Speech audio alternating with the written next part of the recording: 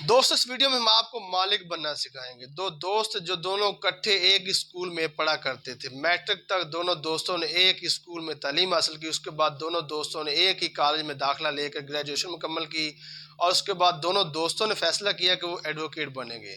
تو ایڈوکیٹ بننے کے لیے دونوں دوستوں نے ایک ہی یونیورسٹی میں داخلہ لیا اور LLB کی ڈگری حاصل کی۔ اس کے بعد دونوں دوستوں نے ایک ہی چیمبر جوائن کیا اور چیمبر میں اپنے استاد کی جونیئرشپ میں آئے، اور وہاں پہ وہ وکالت سیکھا کرتے تھے۔ وکالت سیکھنے کے بعد دونوں دوست اپنے اپنے علاقوں میں چلے گئے اور پریکٹس کرنا شروع کر دی۔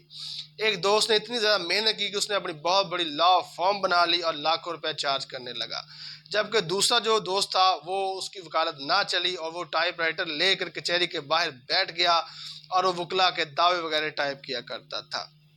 ایک دفعہ لا فرم والے وکیل کو ایک اور وکیل کی ضرورت محسوس ہوئی، تو اس نے اخبار میں ایڈ دیا، تو ٹائپ رائٹر والا وکیل نے اس کا ایڈ پڑھا تو اسے پتہ چلا یہ اس کے اپنے دوست کی لا فرم ہے۔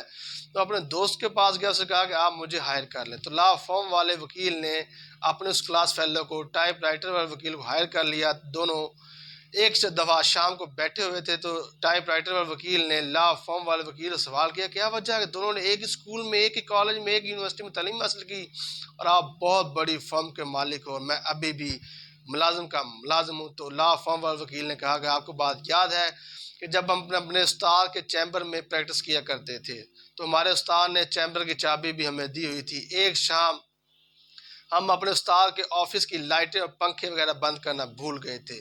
جب ہم 2 میل تک چلے گئے تو ہمیں یاد آیا کہ اپنے استاد کے چیمبر کی لائٹیں وغیرہ بند ہم نے نہیں کی۔ تو میں نے آپ کو کہا تھا کہ آپ واپس چلتے ہیں اور جا کر پہلے چیمبر کی لائٹیں اور پنکھا وغیرہ بند کرتے ہیں۔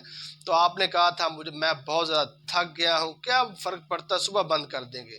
آپ گھر کو چلے گئے تھے تو میں تب واپس آیا تھا، چیمبر کھول کے لائٹیں اور پنکھا وغیرہ بند کر کے واپس گیا تھا، تب جا کے سویا تھا۔